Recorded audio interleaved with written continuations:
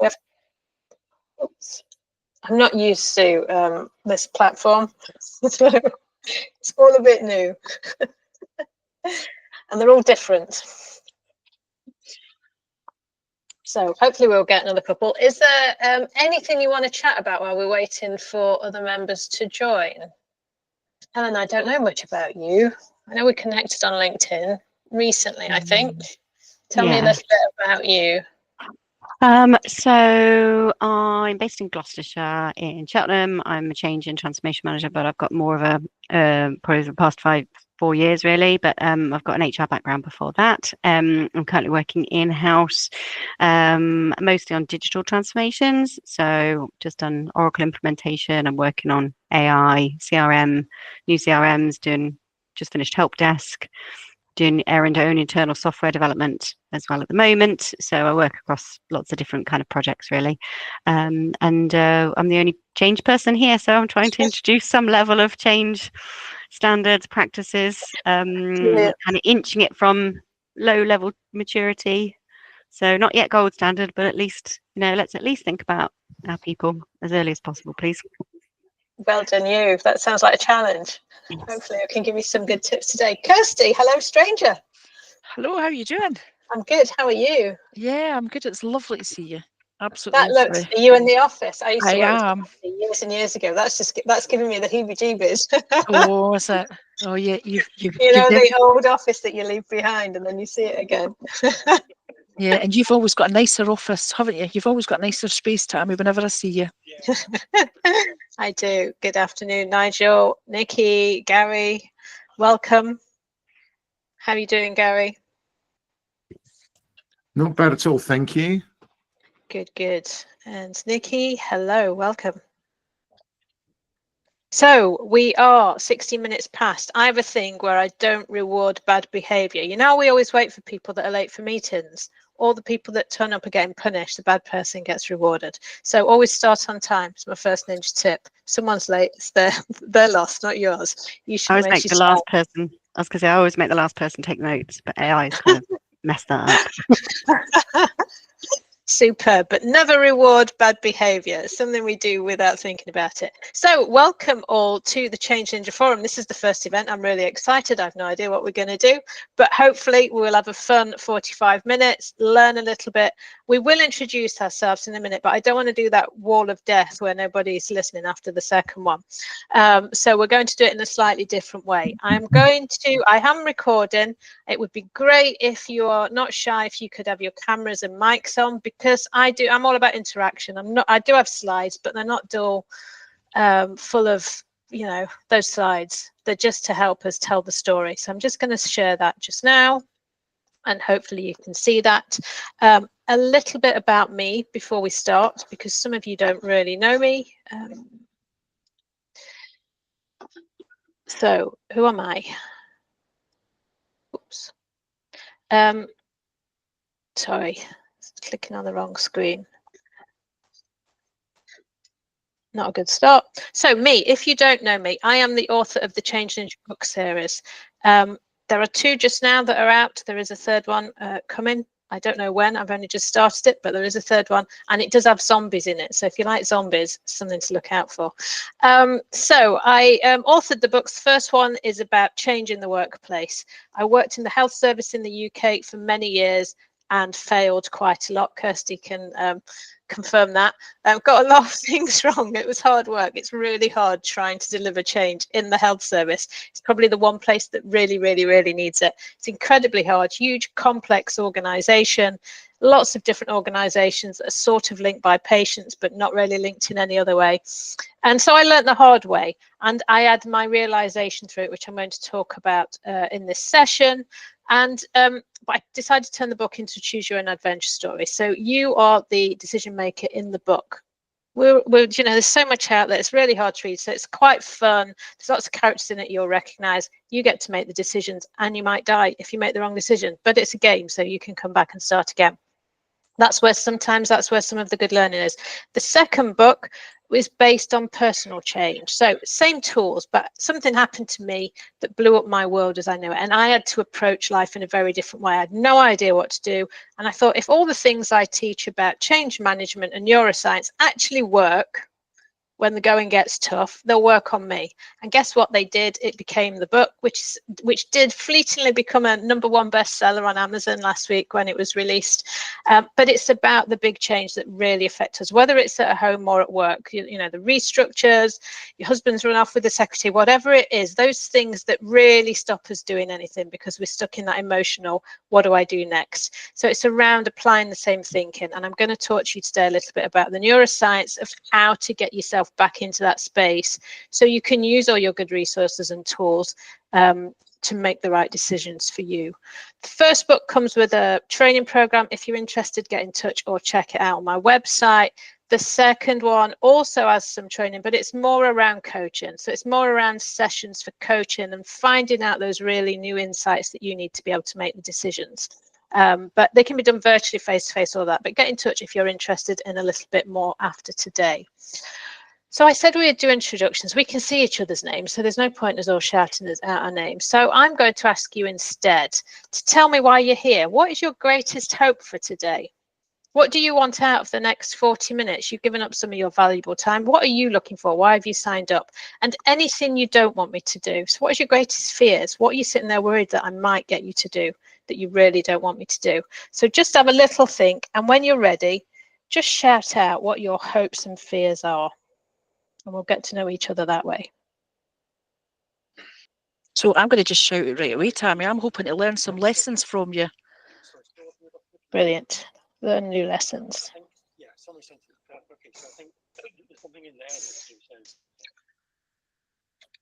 What else have we got? I want to re-engage with you and follow in your sort of processes. Like I've said to you before, I still haven't read your book, but it's still on my to-do list. So yeah, just re-engage with you and follow your series. Brilliant. I want to carry on the conversations that we've had before, Tammy, and just listen and then have a giggle for an afternoon. Have some fun. Brilliant. My biggest fear is not enjoying myself. Too often missing. So I'm going to put that down, not enjoying. Any other fears?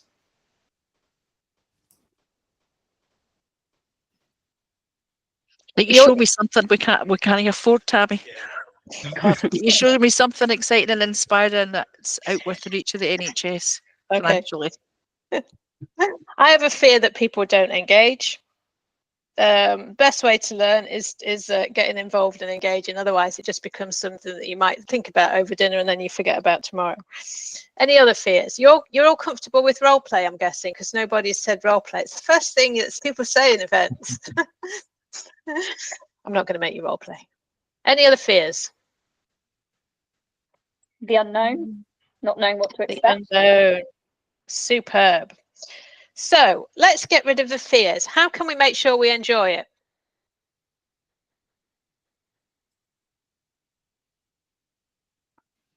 I would say engage.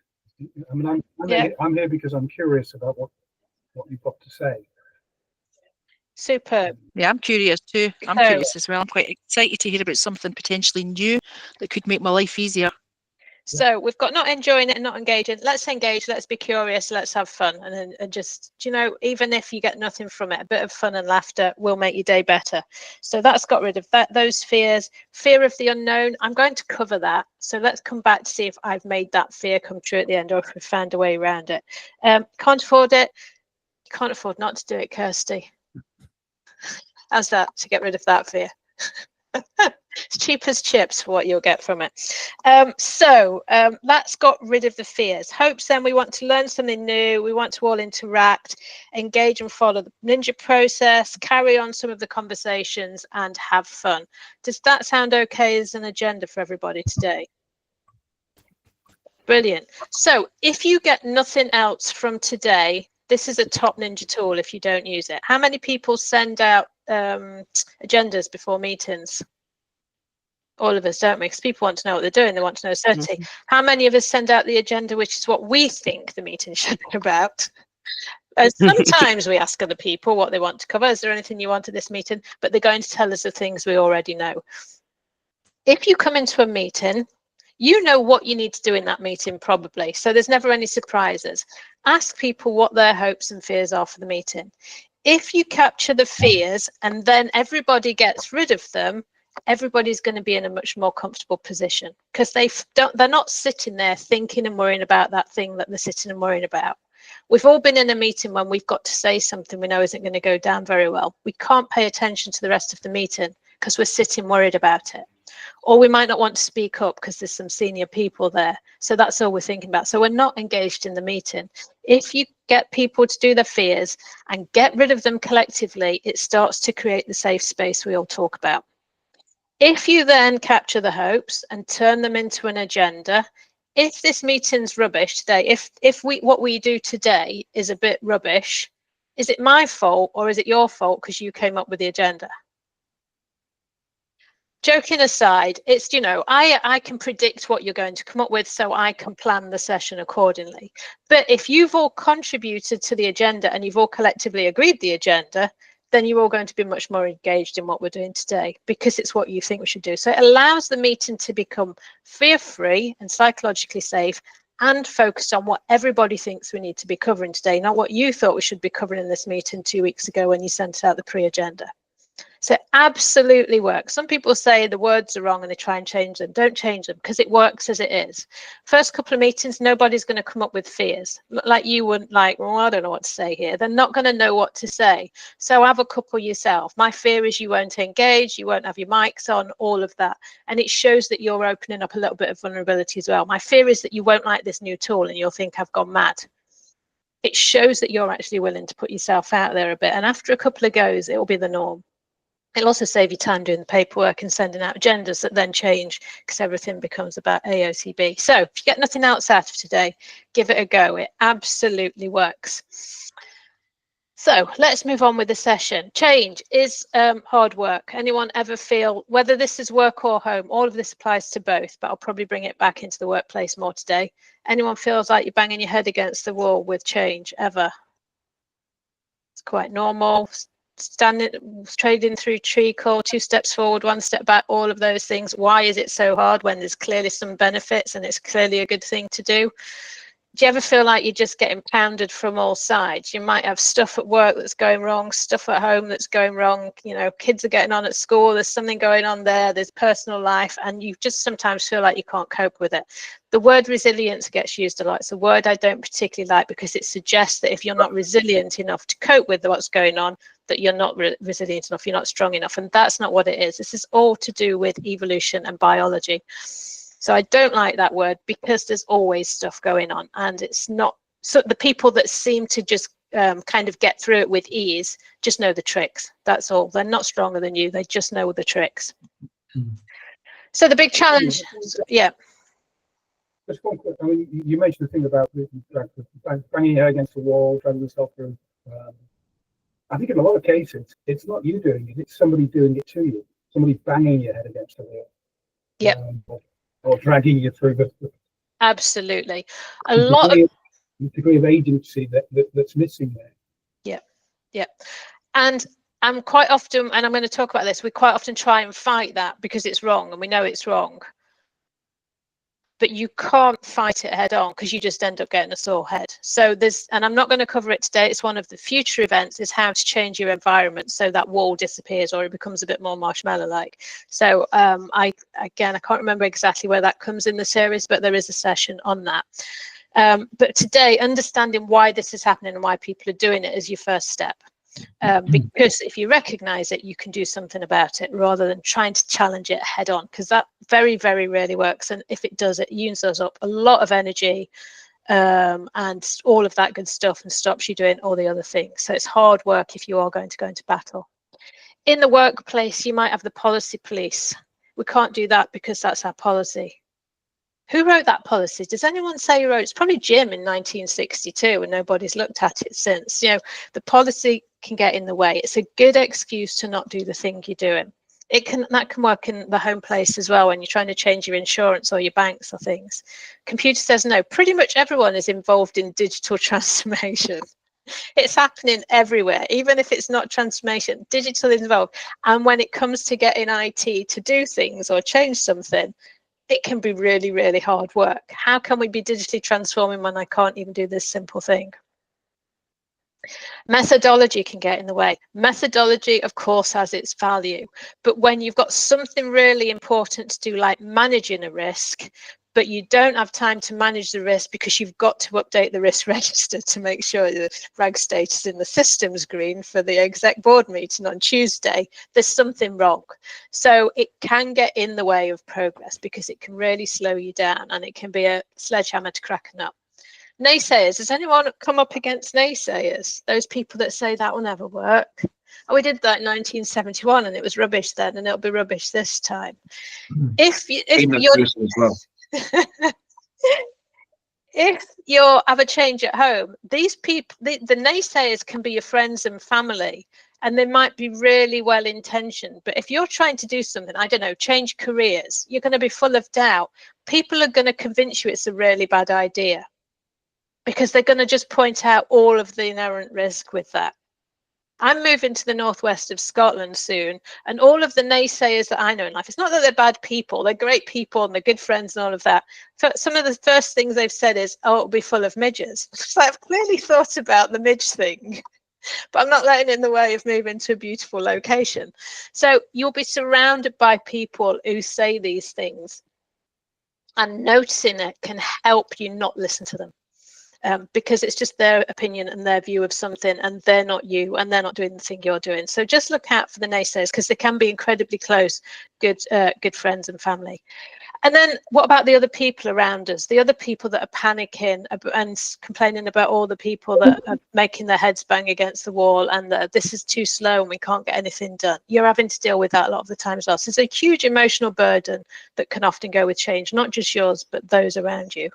Is this resonating with people? Good, and please do interrupt as we go and ask questions. So, what to do? Oops.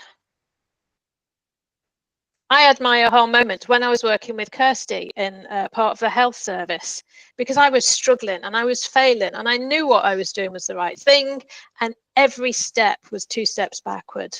So every time we tried to do all of those things that the organization was trying to do in its transformation program, I would get shut down by somebody, and it would be one of those people in those challenges. And I used to think it was the system. I used to think the system had to change. We all talk about culture change. We need to change the culture. We need to increase empowerment. We need to blah, blah, blah, blah, blah, whatever it is. It's the thing that we all talk about. My big aha moment, you have your structure. This is irrelevant of any type of organization. I've done this to all sorts of organizations across in many different parts of the world. Everybody has the same challenges. Every organization has a structure. Some have slightly flatter structures, but there's the structure, there's the policy, there's the processes, there's the systems. And then there's the people. And the people say we need to change the structure and the policies and the processes and the systems. This is why there's so many reorganizations going on all the time. They achieve diddly squat in the main because they're not that well thought through. It's thought as it's a sticking plaster. The challenge and the aha moment I realized was that people hide behind the system. The system is used to say no.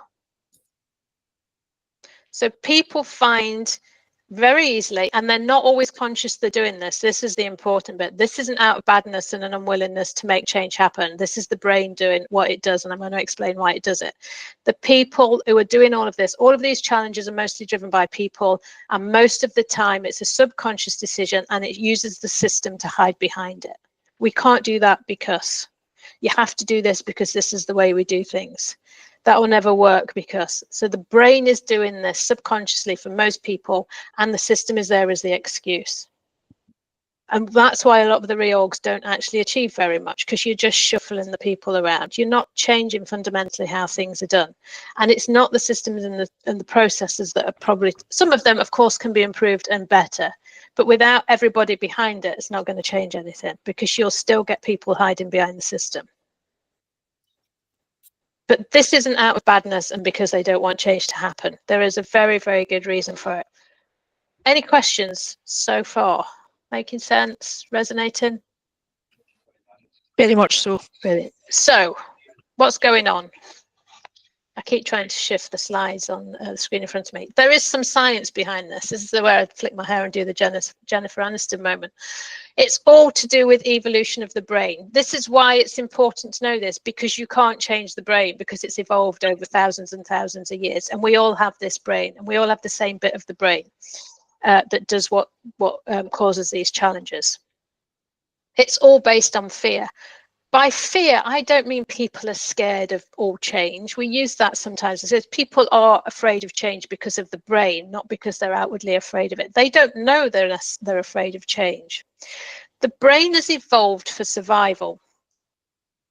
And any change could lead to danger and lead to death, because you can't predict the outcome of something you've not done before. You can use your logical brain to work out that it's going to be a good thing, but you can't accurately predict that it's going to work out. And so for the brain's perspective, unless it has 100% proof that this is going to be a good thing, or you have an awful lot of data to say this is a really good opportunity for me, it will say, not sure about that. It's a change, and change can mean death, and death means, well, and change can mean that it could be dangerous for you. And the brain is solely intent on making you survive. And it does this without you realizing it. So anything coming along, even the good change, think about things you're excited about, but you still have doubts about.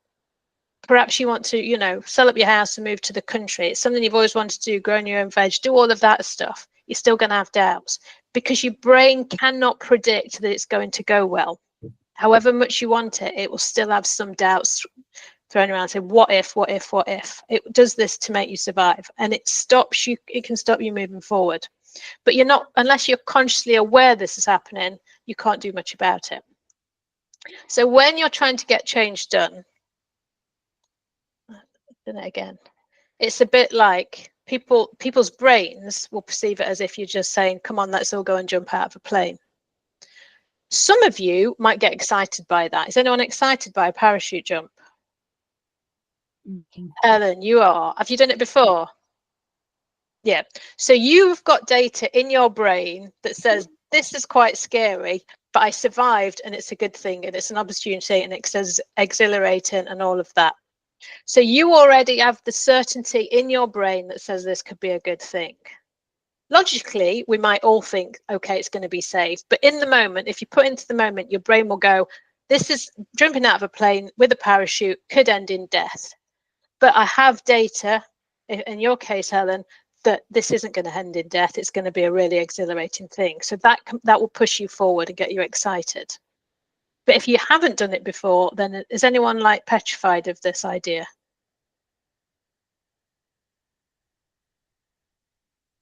Yeah. Nigel, you are. And excited by it as well. Excited. So again, it can be a fear, but there's a little bit of excitement in it. So you can trick your brain. Your brain is going, that's going to end in death. That's your instant feeling. It floods your body with adrenaline and cortisol, which gives you that churn in your tummy, that anxiety, which then turns to the anxiety and the panic. You can hack that. You can try and hack that. Ellen, even if you're excited by it, have you still got that little bit of excited churn in your tummy? So that feeling is triggered by the same adrenaline and cortisol.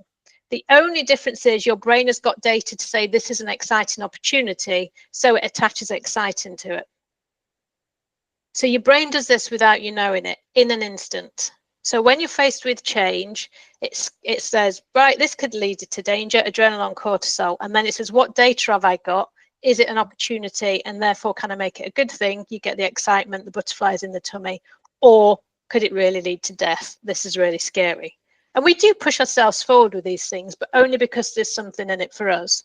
If we've got zero desire to jump out of a plane with a parachute and think, this is no way am I doing this, we're not going to do it. And it's the same for all change, because the brain makes a decision without us being conscious about it, and it makes it really, really quickly. And because it's so fast and because it's our brain, it's really hard to challenge ourselves because you've come up with it. So you assume it's right because you've come up with that thought. So that's why we're mostly not aware of it. So your jobs as Change Ninjas is to know this so you can nip it in the bud for you, but also know that whenever you go to anybody with a change, this is potentially what's going on. If they don't have good data already that says this is an opportunity for me, they're potentially going to block. And telling people the benefits is not going to work.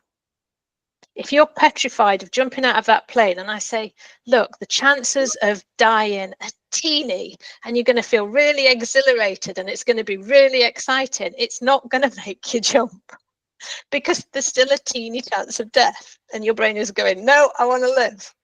So this is going on all the time. It's not that people are afraid of change per se, but this is what the brain does. And it's evolution, so you can't change it, but you can hack it and you can shift it. Makes sense? Superb. So how do we hack it and change it?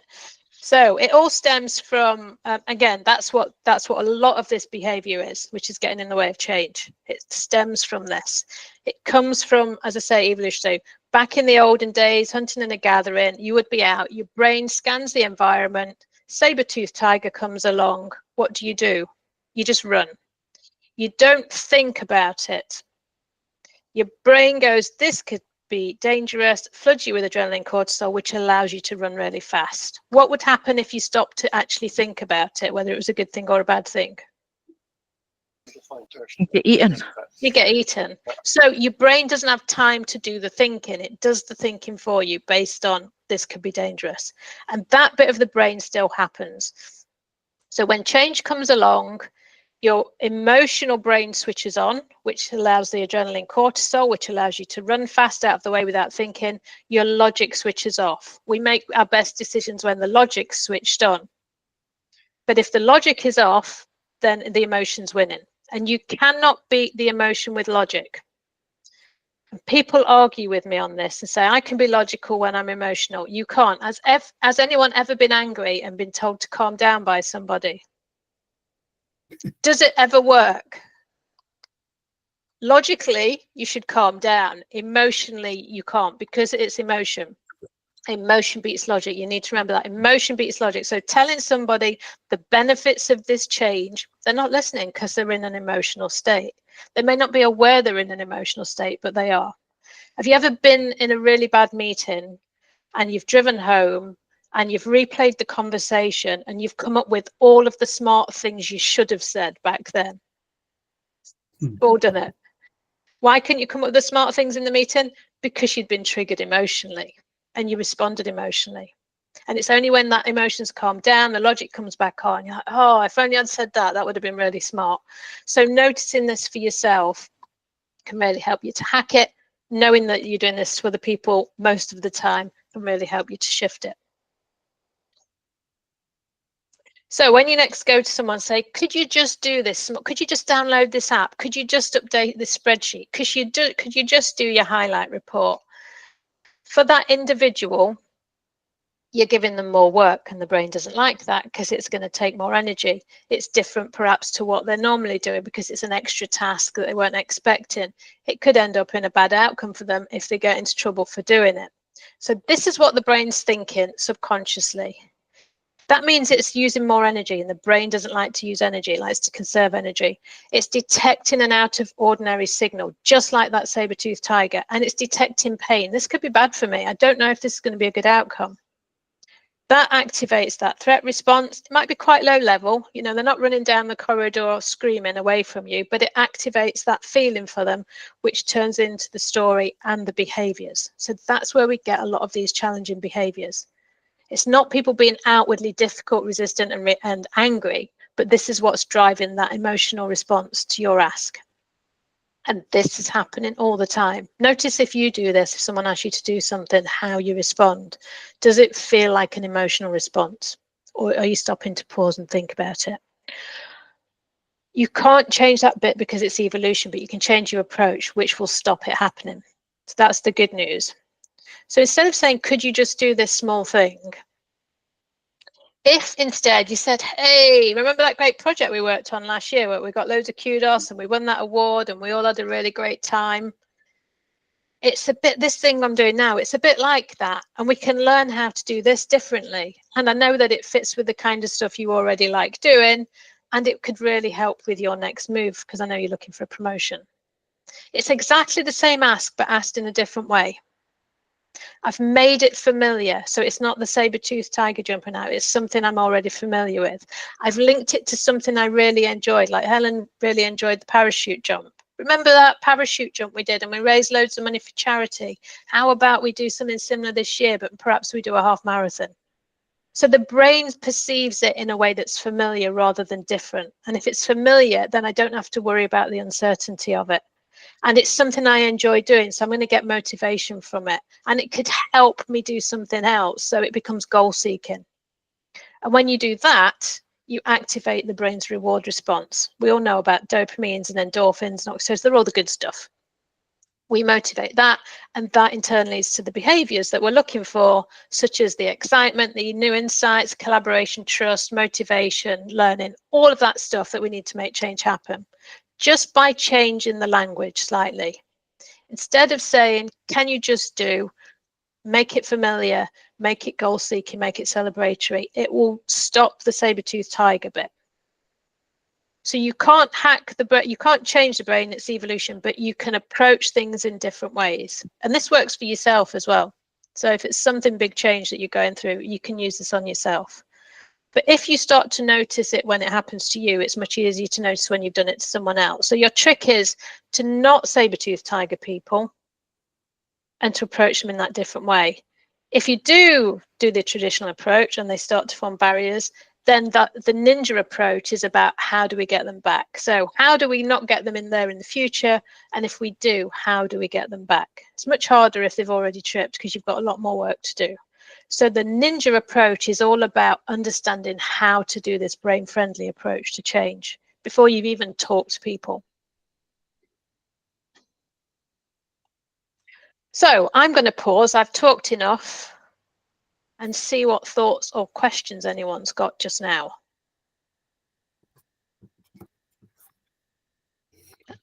If it made sense, if it was useful.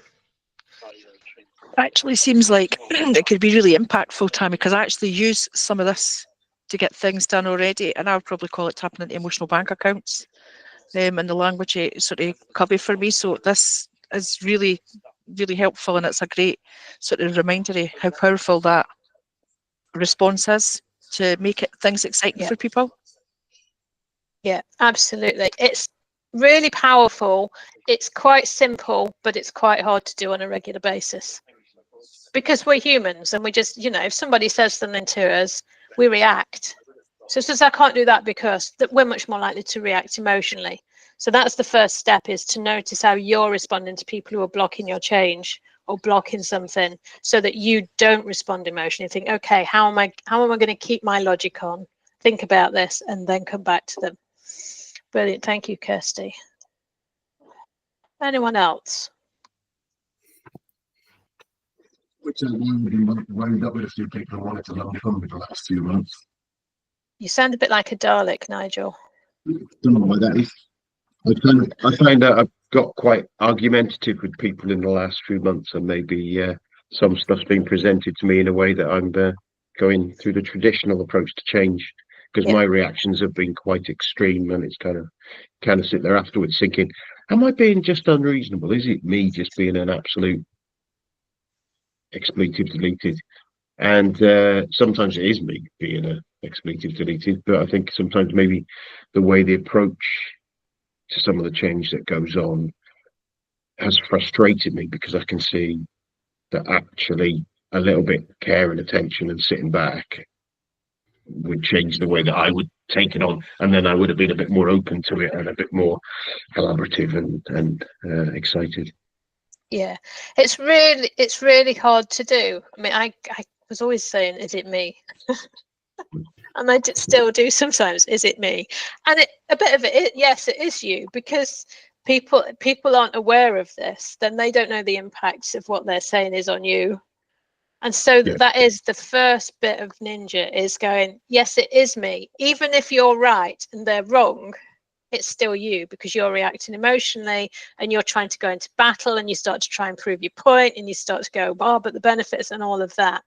And as soon as you notice this and you've got the tools to shift your response, then your entire world shifts.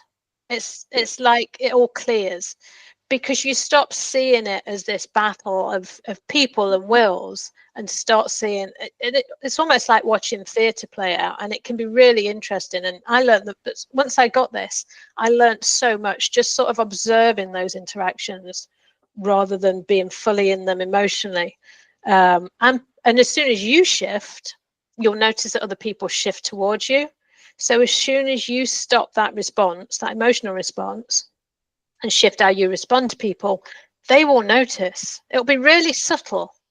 They won't necessarily consciously notice, but their subconscious will notice. They'll notice there's a shift, and it's a shift in the right direction. So they'll start to change how they talk and behave and respond to you in a very subtle way, because it's all, a lot of this is subconscious, and that's the key bit.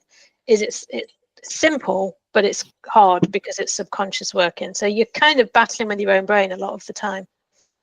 Just a thought that this sort of positive, brain-friendly approach is probably one of the key steps in leadership. I'm sort of thinking of all the few people I knew when I was in my career who I would consider leaders, true leaders. They all were very strong on that. Yeah. All the managers were the one above. Yeah. And it's a key part of leadership. Yeah, absolutely. And it's lacking in a lot. And I will get leaders say to me, this course isn't for me, but my staff can come on it. And I'm like, okay, that's fine. But I get them to do the first module.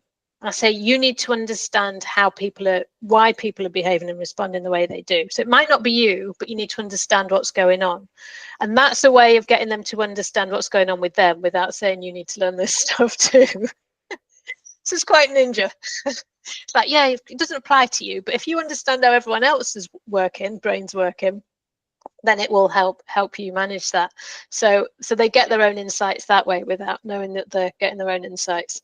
Got all the tools for the persuasion. Brilliant, thanks, Pete.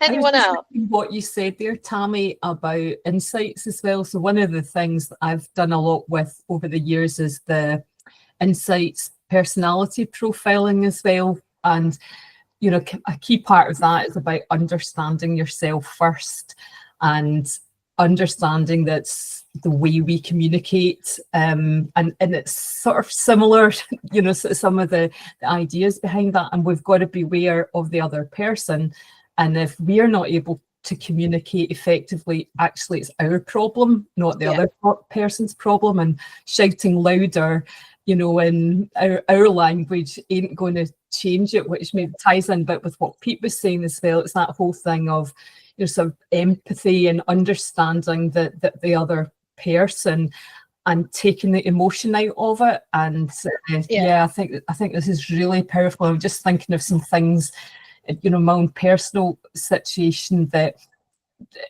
so I'm coming on from my work point of view as well, but in my personal bit, I was getting very emotional about what was going on. So every time that was coming in, it was getting in the way, and I was getting played. My emotions were getting played back at me and used against me.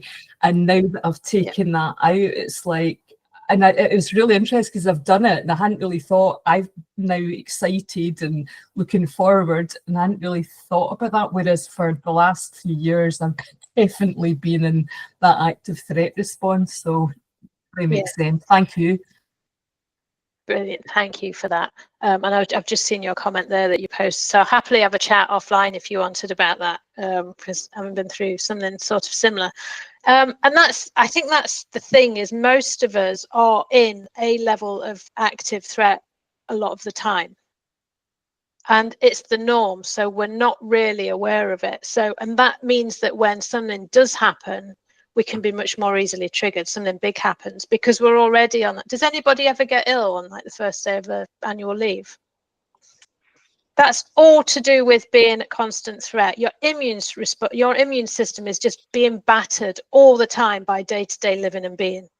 And as soon as you go on holiday and you get the bug on the first day and you spend the entire holiday being ill, because your immune system's knackered and it just can't cope. You pick the bug up on the plane and that's you. It's because a lot of us are in active threat response. You know, the world around us is telling us how doomed we all are constantly, whatever side it's from. being on these meetings where we can see each other's faces, your brain perceives all of this sea of faces as potential deadly enemies. You know, you're all potentially saber-toothed tigers going to eat me. Of course, I know logically that's not true, but that's not how the brain's perceiving it. We're not meant to be looking at faces all the time. If you're in a meeting room, you're looking at one person, 2 people max, because you can't see everybody. You don't look at yourself all day in the real world. But when we're on Zoom calls, you're just looking at yourself. So all of this is adding to that constant low-level threat. So when somebody reacts badly, it might just be the trigger. It might be the tiniest thing, but you might just have triggered that, oh, I can't cope with this anymore. So very simple science. I don't think you need to know more of the science than this. I think it's enough. But noticing what's happening and noticing how you're responding. You can just some simple breathing exercises. If you're in a meeting and that emotion's kicking in, just do some breathing. There's something called the physiological sigh, where you breathe in twice and exhale once through the mouth, and do that a few times. It just lowers down that panic, and it allows you to get your logic on enough to be able to say what you want to say, or say, look, I'm not going to respond just now. I'm going to go away and think about it and come back later. So simple stuff, but hard to do, especially on a regular basis, and especially when we're already in that sort of threat response. But going into battle, sometimes it works and sometimes it's needed, but don't go into battle with people unless you're absolutely certain it's going to work, because it will just add to more of the burnout for you. So, any other questions? I am going to ask you just to have a look at this, and I'm actually going to do a quick share around the room if we've got time. Just your biggest surprise, or what you've learned, or what you're going to do next. So let me bring up the list of people, and I'll just run through. Oops. Just run through you in order. So who have we got? Amanda, you there? Biggest learning or surprise? So if you've got your mics on, I'm going to go through in alphabetical order. Amanda's in the car, I think. Artem. Yes. Biggest surprise, probably how important emotion is in all of that. I was aware of that, but I think you greatly pointed out how it's really driving us there and how it's affecting our logic. Yeah, absolutely. Brilliant. Great learning. And if you take away nothing else, just remember that. Christina.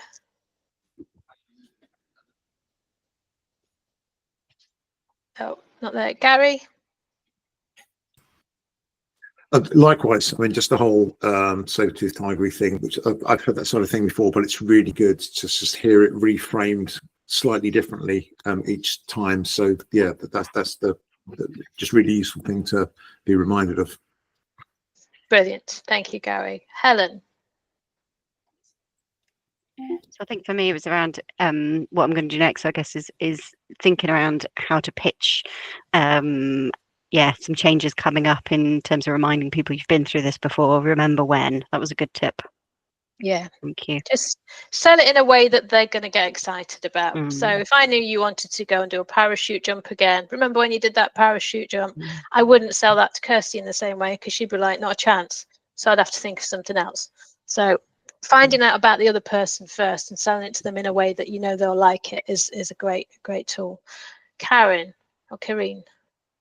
Karine, thanks. It's simple. Change is actually simple, and I overcomplicate it. Although that doesn't mean it's easy to do, but actually just keep it simple. Yeah, brilliant. Thank you. Great insights. Katie. I think sometimes I think I've got it under control, but actually talking it through and listening to you in the session actually makes me realise maybe I haven't got it under control, and the saber-toothed tiger is probably chasing me a little bit on some examples. So it's just regaining that and focusing on my emotions and my logic. Brilliant. And don't fight the tiger. Just you don't need to have it all under control. So sometimes we're fighting ourselves quite a lot, which is adding to it. Brilliant. Kirsty. Oh, there was a few things for me. I love the hacking with the memory experience, that familiarity, linking it to enjoyment. And then how you brought in as well, like the reward response as in goal seeking. So for me, that was a big one, just remembering about the responding logically and think about that emotional stuff, because it did happen to me last week, Tammy. And on the outside, I looked like I was all calm, but on the inside, I was burning. So really, really good, really just simple, really good, strong reminders of stuff that will hopefully work. As you say, practice. Brilliant. Thanks. Practice. No, and again, noticing yourself first, because once you've mastered yourself, your own response, it's much easier to help others and notice what's going on. Thank you. Maria. I'm here. I couldn't find the mute button. For me, I think the learning has been how to sell it back to the other person, like you said, the remember when. I think I really love that way of suggesting. But I have been trying this week, funny enough, for work and family members, teenage members of the family, trying to be more accommodating and changing my approach. And it's incredible how much. The bottom line is, if you change, they do change. And it's remembering when, to come out of the monkey brain. Yeah, absolutely. But and just remind me, you can't change other people. That's really key That's to all of this. You cannot change other people. They can only change themselves, but you can help them to get there with fresh insights. Yeah. So don't think you can change anyone else. Brilliant. Thank you. Nikki. I'm not sure about Nikki. Nigel? I think the thing with me is realising that some of the ways I've been reacting recently are related to this, even though I've kind of heard some of these things before.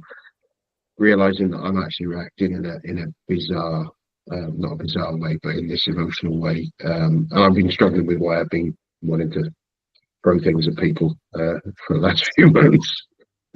But yeah, it's really useful. Really useful to just get that reset and rethink. Brilliant. And Pete? Yeah, I would agree with the sort of to me, part of it's sort of the low level emotion. Sometimes you sort of think, if I give this change, as long as they don't attack me, they agree. And there's actually the blocking response and the low level emotion, I think I've perhaps not seen in the past. I think the major thing for me is seeing it in myself. I don't handle emotion very well. I really do not like conflict. So I use a lot of humor. Sometimes I probably skirt over stuff that really needs to be delved into. And I remember I went to work in Germany for a while. And after my first meeting, I thought we were going to have to go outside and have a fight, because they'd been absolutely clear. They didn't like something that I was proposing. And I was taking it totally personally. And it wasn't personal, it was logic. Yeah. And I think seeing that emotion in yourself, actually you're blocking it as much as the person you're trying to get the message across to. Yeah. And there's some great tools in the second book around that personal, what triggers me. So, and different things, everyone's triggered by different things. But if somebody says something, the rest of the room might think it's perfectly fine, but you might be triggered by it and you have that emotional response. So knowing what your most likely triggers are means you can spot them before you respond and you can shift them. So again, really powerful stuff once you can master it. And all, again, relatively simple, but it's the practice so that you can see it coming. So brilliant, thank you. So I've just done something called spin casting. So another great tip for a meeting is just make sure you go through the list of people if you can, so everyone's got a voice. We had fears around not enjoying it, can't afford the what next, that no one's engaging, and there's a bit of a fear of the unknown. Did any of those fears come true? Brilliant. And you can't not afford to do it, Kirsty. Did we learn some new lessons? We all interacted, engaging in the process of Ninja, carrying on and have a little bit of fun in the main. Brilliant. So we've achieved your agenda, which is great. I obviously, so again, if you do that at the end of the meeting, people know that you're serious and you're going to listen to them and all of that. They'll get used to this way of working. They'll start to feel more engaged because they're coming into a meeting open in that brain friendly way, rather than thinking you might be the saber-toothed tiger leading the meeting. Please do get in touch if you're interested in any of the training, coaching type stuff. We do have some courses up on the website, but I can do team stuff as well. So if you've got a team that's interested, then let me know separately. Karine, I'd love to connect in after this if you're up for that, and hope to see you at the next session, which I should have a slide saying what the next session is. And I don't, which is Riley. You want to be teasing us and encouraging us. I should be. It's going to be even better. Is that good enough? I should have the list up, so that's my learning. Do you know, you can try and perfect everything. You learn from failures. So I do have a thing on smart failures.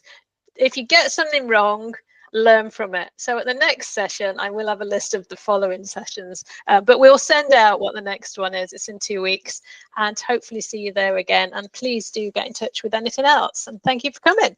Oh, that was great fun. That was great, Tammy. Thanks so much. Really enjoyed that, and I will be getting some of these handbooks for a kick-off. Cheery. Thank you. Brilliant. Thank you, Tammy. All right. Thanks, Tammy. Have a good afternoon. Bye. Bye. Bye.